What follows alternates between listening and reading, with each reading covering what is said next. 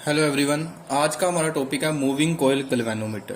देखो, moving coil galvanometer क्या है। सबसे पहले, moving coil galvanometer is a device used to detect small electric current flowing in the electric circuit. एक ऐसी डिवाइस है जो इलेक्ट्रिक सर्किट में स्मॉल इलेक्ट्रिक करंट को डिटेक्ट कर कर हमें बताता है। ठीक है, ये कौन से प्रिंसिपल पर काम करता है मूविंग कॉइल गैल्वेनोमीटर, वो देखें। It is based on the fact that when a current carrying loop or coil is placed in uniform magnetic field, it experiences a torque। कहते जब कोई लूप या फिर कोयल जो है, जब उसे यूनिफॉर्म मैग्नेटिक फील्ड में रखते हैं तो उसको एक टॉर्क एक्सपीरियंस होती है।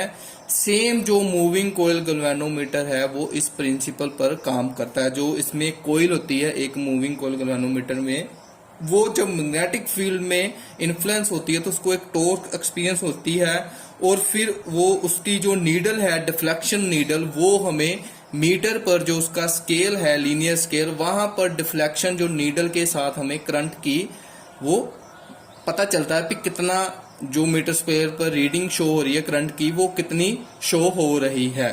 ठीक है, तो ये इसका प्रिंसिपल है।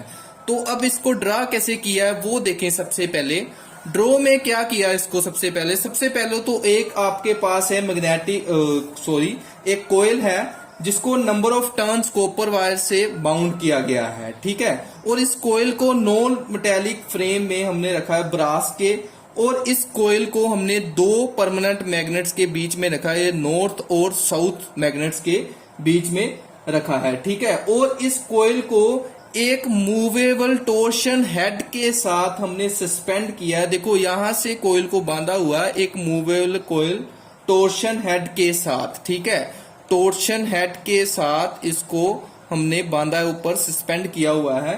ठीक है, और जो वायर है, ये यहां से एक वायर आ रही है, वो करंट फ्लो करने का पाथ है कोयल तक। ठीक है, वो कोयल के अराउंड करंट फ्लो करने का पाथ है। ठीक है, कोयल तक। और जो वायर का दूसरा एंड है, वो हमने टर्मिनल टी से जोड़ा हुआ है, और वायर जो स्टार्टिंग में है वो हमने गैल्वेनोमीटर के टर्मिनल T1 से जोड़ा हुआ है। जो पॉइंट है, ठीक है, टर्मिनल 1 और टर्मिनल 2, जो एंड ऑफ द वायर है, बाय स्प्रिंग की हेल्प से हमने उसको T2 पर जोड़ा हुआ है, और ये जो T1 है इसको वायर जो है हमने स्टार्टिंग में गैल्वेनोमीटर में इसके साथ इसको टाई अप किया है। ठीक है, तो ये स्प्रिंग का काम क्या है इसमें। The spring exert a restoring torque on the coil. ये जो स्प्रिंग है, जब कोयल डिफ्लेक्ट करती है तो उसको अपनी पोजीशन में लाने के लिए द्वारा रीस्टोरिंग फोर्स जो प्रोवाइड करता है वो ये स्प्रिंग प्रोवाइड करता है। और इसके साथ हमने एक मिरर जो है वो अटैच किया है, जिस पर हम देखते हैं जो डिफ्लेक्शन है वो नोट डाउन करते हैं उस मिरर के थ्रू कि कितनी डिफ्लेक्शन हुई है। और ये सारा का सारा सिस्टम जो है हमने एक नॉन मेटेलिक केस में इसको क्लोज किया है, जिससे कि बाहर जो एयर की डिस्टरबेंस है उससे इसको कुछ फर्क ना पड़े। ठीक है, तो ये इसका था कंस्ट्रक्शन। तो कंस्ट्रक्शन में अब नेक्स्ट जब थ्योरी इसकी अब करेंगे तो थ्योरी में क्या है। सबसे पहले लेट जो बी है वो है हमारी intensity of magnetic field. B क्या है, इंटेंसिटी ऑफ मैग्नेटिक फील्ड, और आई क्या है, करंट जो फ्लो करेगा, current flowing through the coil, जो कोयल में से करंट फ्लो करेगा वो आई है। ठीक है, तो एल क्या है, लेंथ ऑफ कोयल,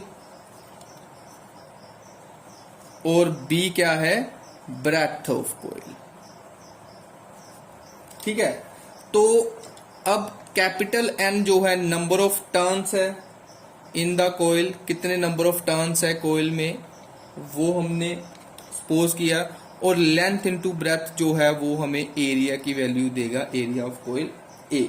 ठीक है, अब मान लीजिए अगर when current flows through the coil it experience a torque. अब पीछे जो आर्टिकल किया था उसमें मैंने आपको बताया था जब एक लूप में से करंट फ्लो करता है तो उसको टॉर्क एक्सपीरियंस होती है, ठीक है। ऐसे ही अगर कोयल में से करंट फ्लो करेगा टॉर्क एक्सपीरियंस, उसका फॉर्मूला क्या था, tau is equal to number of turns है तो एन लगेगा, NIAB साइन थीटा, ठीक है। तो ये इसका फॉर्मूला है, ठीक है। अब अगर थीटा जो है एंगल वो normal to the plane of coil, जो ये प्लेन ऑफ कोयल है, अगर इसमें और डायरेक्शन ऑफ मैग्नेटिक फील्ड में थीटा जो है प्लेन ऑफ कोयल और मैग्नेटिक फील्ड में एंगल अगर 90 है तो टॉर्क जो है वो मैक्सिमम एक्सपीरियंस होगी NIAB साइन 90, साइन 90 1 आएगा और ये वैल्यू आएगी NIAB। ये मैक्सिमम टॉर्क की वैल्यू है जिसको आप डिफ्लेक्टिंग टॉर्क भी बोलोगे। डिफ्लेक्टिव टॉर्क क्यों बोलोगे, क्योंकि अगर कोयल को टॉर्क एक्सपीरियंस होगी तो कोयल जो है डिफ्लेक्ट करेगी। अगर डिफ्लेक्ट करेगी तो जो मिरर के थ्रू हम डिफ्लेक्शन नीडल से, जो नीडल है वहां पर वो मीटर पर जाकर वो नीडल डिफ्लेक्ट करेगी और वहां से हम करंट नोट डाउन करेंगे, कितना करंट नोट डाउन हुआ है। तो यहां से पता चलता है जो टॉर्क है उसको हम डिफ्लेक्टिव टॉर्क बोलते हैं, ठीक है। अब नेक्स्ट अगर आप देखें डिफ्लेक्टिव टॉर्क कैसे काम करेगा, ये as coil gets deflected the spring is twisted, जो स्प्रिंग है वो ट्विस्ट करेगा and a restoring torque is developed in it. अगर कोयल को जो है टॉर्क मिली तो वो ट्विस्ट करेगा, वो मुड़ेगा, ठीक है। तो जब स्प्रिंग अगर ट्विस्ट कर गया तो उसमें रीस्टोरिंग टॉर्क जो है वो अपने आप जो है वो डेवलप होगी, ठीक है। तो रीस्टोरिंग टॉर्क मींस कि जब स्प्रिंग की आप पोजीशन चेंज करते हो उसमें एक रीस्टोरिंग फोर्स जो है वो पैदा होती है उसको अपनी ओरिजिनल पोजीशन में लाने के लिए। तो वो जो रीस्टोरिंग फोर्स है उसको मैं मानूंगा स्मॉल k के साथ, ठीक है। If k is the restoring torque per unit twist, अगर पर यूनिट ट्विस्ट के हिसाब से k जो है रीस्टोरिंग टॉर्क है, then restoring torque for the deflection phi,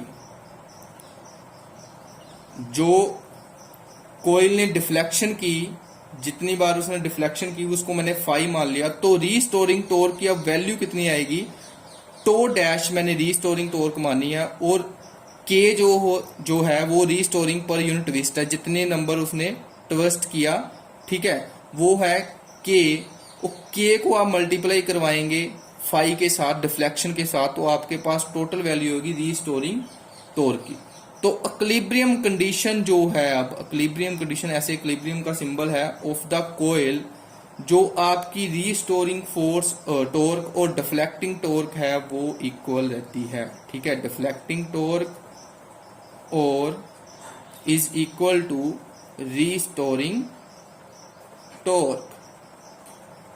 तो ये आएगा डिफ्लेक्टिंग टॉर्क क्या, NIAB और K फाई, और यहां से I की वैल्यू क्या आएगी, K फाई ओवर NAB, ठीक है।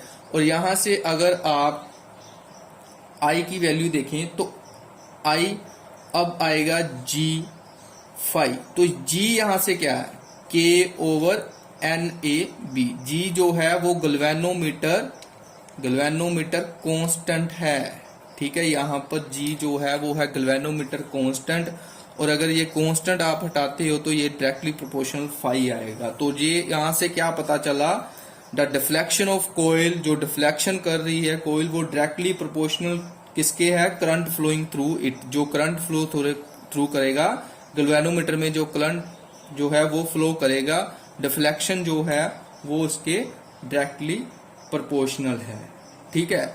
अब इसमें अगर आप एक और बात ऐड कर दें कि गैल्वेनोमीटर सेंसिटिव कब है, सेंसिटिव गैल्वेनोमीटर तब होगा जब वो बिल्कुल स्मॉल करंट के लिए एक लार्ज डिफ्लेक्शन जो है वो प्रोड्यूस करेगा, ठीक है। तो इसमें आप लिख सकते हो एक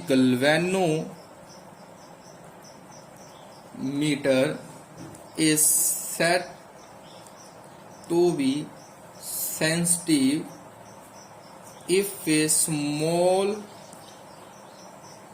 current flowing through the coil of galvanometer, ये galvanometer का सिंबल है, produces a large deflection in it। अगर गैल्वेनोमीटर में से स्मॉल करंट जैसे फ्लो करेगा और वो एक लार्ज डिफ्लेक्शन देगा आपको, तो आप बोलेंगे जो गैल्वेनोमीटर है वो बहुत सेंसिटिव है, वो छोटे से छोटे करंट को भी मेजर कर हमें बता रहा है।